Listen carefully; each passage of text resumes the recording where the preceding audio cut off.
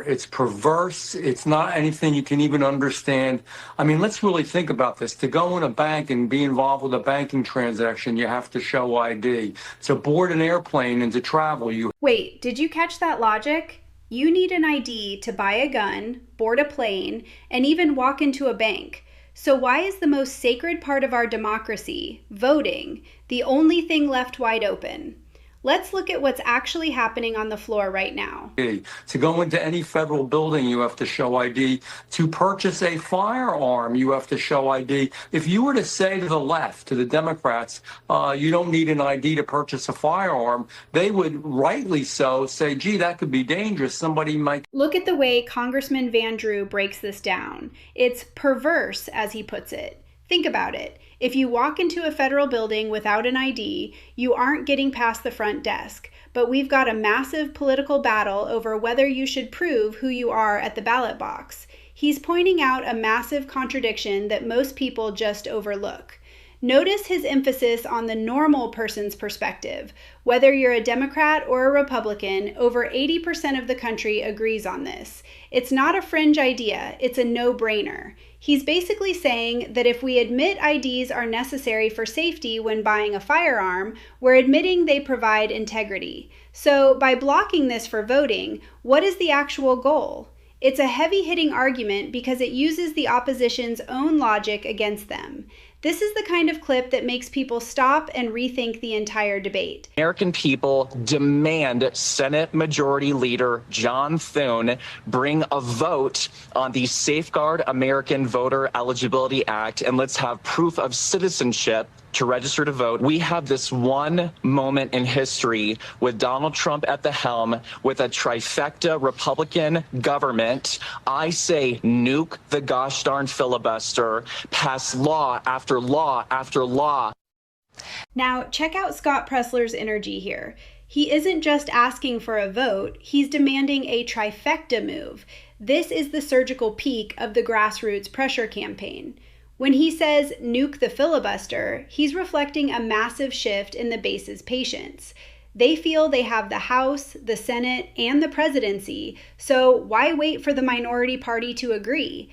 He's calling for law after law after law.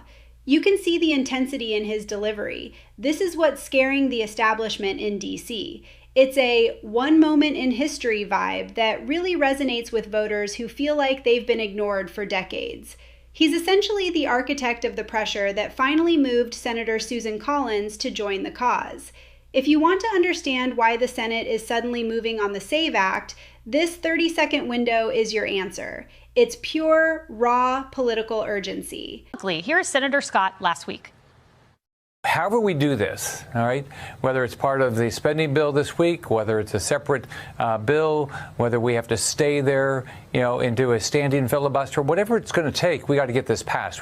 We've got to secure our elections. I can't imagine a Republican senator that would vote against, making sure that you have to have proof of citizenship to register to vote and to vote. Now, how could anybody? I don't know how a Democrat could be against this. Yeah. After that interview came an avalanche of support. Senator Rick Scott is taking a different tactical angle. He's saying it doesn't matter how it gets done, spending bill, separate bill, or a standing filibuster, just that it gets done. A standing filibuster is a huge deal. It means the opposition has to physically stand on the floor and talk until they can't anymore. It forces them to go on the record and defend why they are against citizenship proof. Scott's point is that it's impossible to imagine a Republican, or even a sensible Democrat, voting against making sure only citizens vote. By framing it this way, he's painting anyone who opposes the bill into a very tight corner. It's a high-stakes game of chicken. What's the holdup for some of your Republican colleagues? Well, I never speak for my colleagues, Kaylee, but I will tell you this.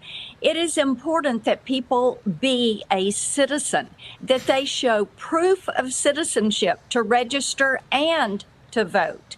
And in Tennessee, we have been ranked #1 when it comes to safe elections. And we are so proud of our Secretary of State, Trey Hargett and his team that have been able to put us in that #1 election integrity spot. And when you go to vote in Tennessee, you have to show who you are. These records have to match up. Every state should be certain that only citizens are voting in their elections. You know, Senator Marsha Blackburn brings the Tennessee model to the conversation. She's showing that this isn't some theoretical, scary new system. It's already working in places like Tennessee, which is ranked #1 for election integrity. Her focus is on one person, one vote. It's a very grounded constitutional argument. When she talks about records matching up and showing who you are, she's stripping away the political noise and making it about simple administrative common sense.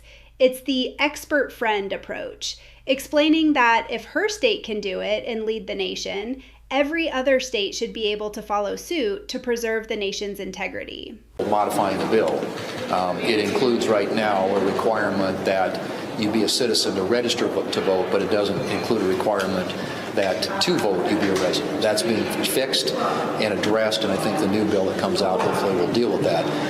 But I mean, at some point we'll have that vote. Even John Thune, who has been cautious, is admitting the bill is being fixed to include residency requirements. This is a subtle but massive win for the reformers.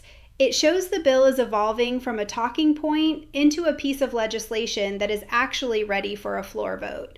The shift from maybe to we'll have that vote is the headline here. Conservative group, our steering committee in the Senate, and we have talked about maybe we use it for the appropriations bill so you don't get into these shutdown fights. Maybe we review the 1974 Budget Act so that we go about appropriating differently.